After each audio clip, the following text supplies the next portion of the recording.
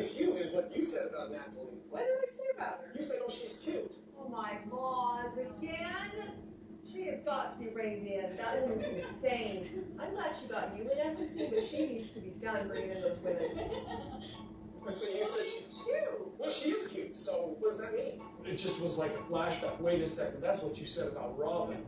And this is not an option, and you need to stop being open this way. Wait, you can have like a Republican about this? I know Meri again. Yeah, that's just I didn't say that. She was just sweet. So he rarely ever spends time with the OG3. And the one time he's out and about with clueless Meri, he's immediately talking about some random female instead of giving Meri the satisfaction of being his center of attention. Only a brainwashed and brain broken woman like Meri would put up with this kind of humiliation in the name of love and commitment. I hate when people try to justify their disgusting attitudes with, I'm just being honest. Hasn't he said he barely knew some of his wives when he married them? Didn't he also make a comment about how disgusting he found Christine when he saw her eating nachos and didn't want to marry her after that? Talk about having a selective memory. So that was a notification on my phone, you guys. Just ignore it. Kody, he's like a womanizer. And then he says, a womanizer? Who, me? Couldn't be. I'm not even attracted to my wives.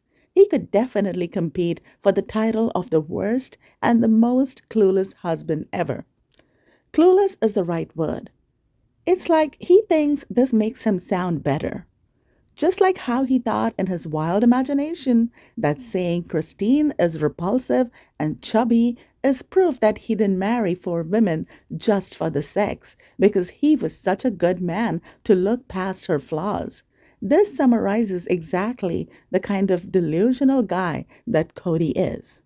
That brings to my mind an unrelated thought about how they never mention God except when talking about plural marriage or when they want to purchase or rent something huge and impossible or even impractical with the family fund, meaning the money earned by the OG3 wives.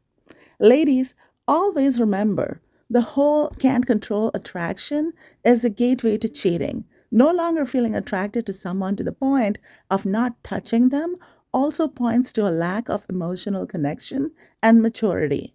This is a very slippery slope and should be considered by any sensible woman like a slap in their face, which is grounds for some serious relationship reconsiderations and decision making. Kody uses and abuses women. This show is about how a man marries one wife, then cheats on her with another, then another, then another. He keeps them around to get out of paying child support and makes them work for him to support him and his soulmate. Remember how giddy he and Robin Blind were when they got Meri to divorce Kody so they could marry? I think Robin set her sights on Kody because she's nothing but a homewrecker. To me, the show is about the power of religious brainwashing and the transformation of the adults and children after leaving the bubble of the AUB cult. It's also a daily lesson that oppression and misogyny is still rampant, especially in the viewers of this show, and that women are still being blamed for the poor decisions and selfish actions of grown men. Kody met his perfect match in Robin, who in turn uses and abuses men. In his younger days, before old age caught up with Kody's nether regions, he probably also had a sex addiction problem, like sometimes overly religious or suppressed people tend to have, as a subconscious overcompensation for all the extreme repression and emotional abuse they underwent during their growing years. I just remember the part in their book titled Becoming Sister Wives, where his mom tells him to basically stop falling in love with every woman he meets. I don't think he was in any of the relationships for the right reasons. I mean, isn't that the typical trait of a narcissist? Narcissists can and do love, but their love tends to be superficial and fleeting. They can develop intense emotional attachments, even appearing to fall in love, and yet still maintain a complete lack of empathy for the object of their affection.